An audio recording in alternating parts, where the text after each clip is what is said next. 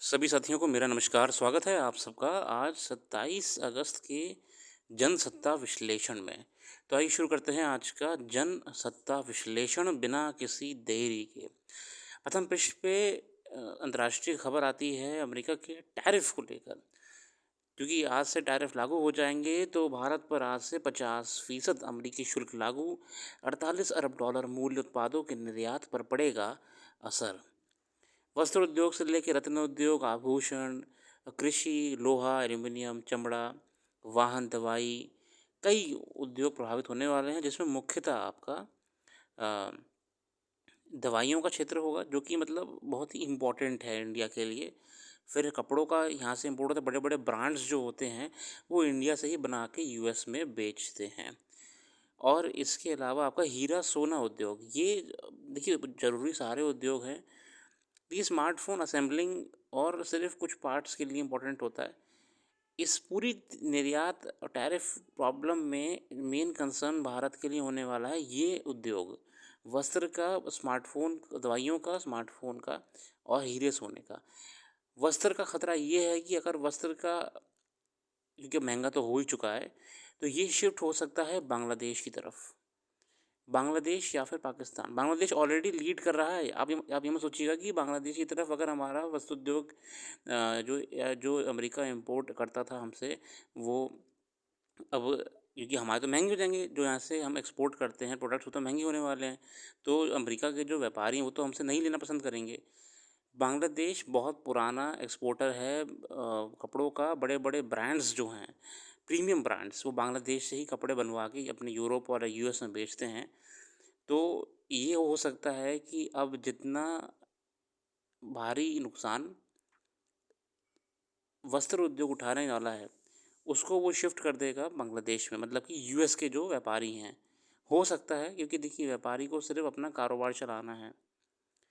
अगर उसे कोई चीज़ ₹50 की मिल रही है, उसे वही चीज़ कल को ₹30 की मिलना शुरू हो जाए, वो भी उस वेंडर से जो कि ऑलरेडी लीड कर रहा है मार्केट को ग्लोबली, तो भैया वो वहाँ वहाँ पहुँचने में कोई देरी नहीं करेगा। फ़िलहाल ये कुछ दिक्कतें हैं, स्मार्टफ़ोन को लेके भी दिक्कतें हैं। मतलब ये भारत के लिए चिंता की बात है अपने आप में कि ये टैरिफ वॉर से कैसे निपटेंगे। फ़िलहाल बढ़ते हैं आज के संपादकीय की तरफ। संपादकीय इस क्रम में है दावे के बरकस। ये बिहार में चल रहे कानून व्यवस्था को लेकर है जो कि आज तक सुलझ नहीं पाई है। हम उस पे नहीं जाएँगे, थोड़ा-सा राजनीतिक है।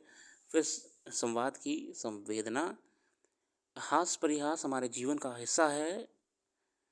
उसका अर्थ है हँसी मज़ाक, जिससे लोगों की खुशी और आनंद की अनुभूति होती है। जब कई कोई व्यक्ति तनाव में होता है तो हँसी मज़ाक से उसके भीतर उदासी के भाव को कम किया जा सकता है। हँसना हमारे स्वास्थ्य के लिए भी फ़ायदेमंद होता है, मगर जब हँसने और हँसाने के लिए परिहास के बजाय किसी का उपहास किया जाए तो उसे मानवीय, नैतिक और कानून पहलों से उचित नहीं ठहराया जा सकता।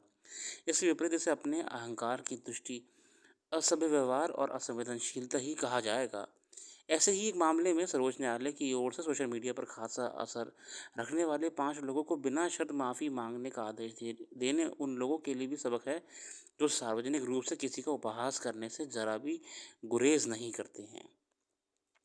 अब देखिए ना आजकल यूट्यूब वगैरह पे भी कल्चर बढ़ गया है रोस्टिंग का, मज़ाक करने का, दूसरों का मज़ाक उड़ाने का।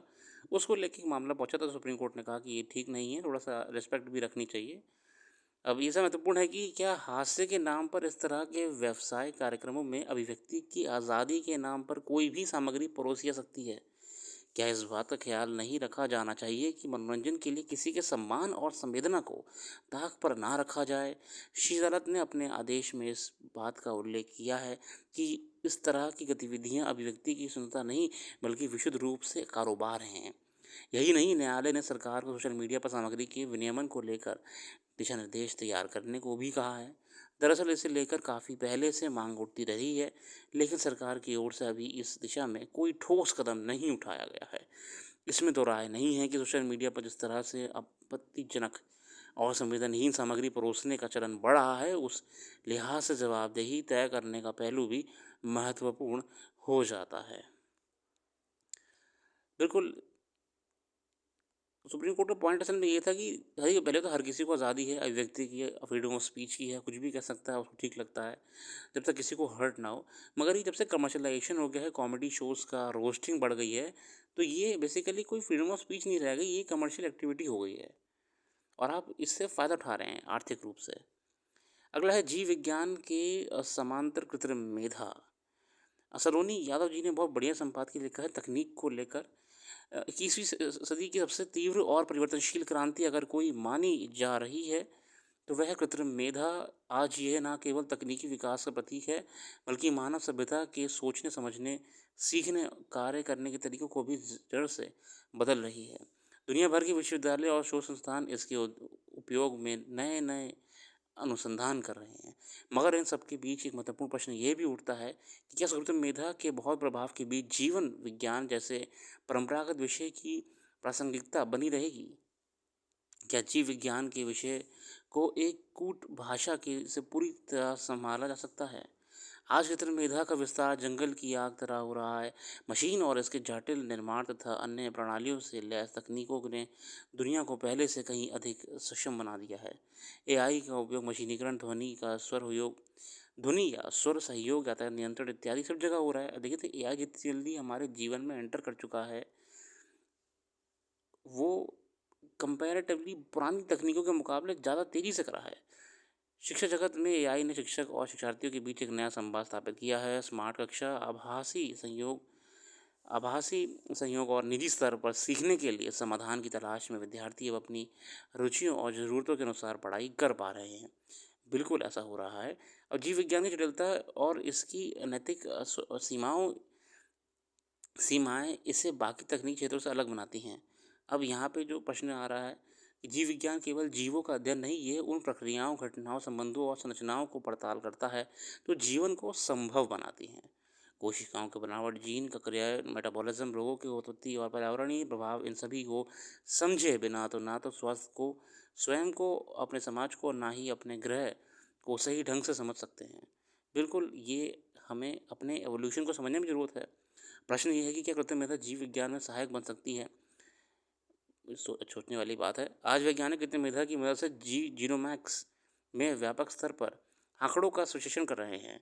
एक इंसान के डीएनए में लगभग 3 अरब बेस पेयर्स होते हैं।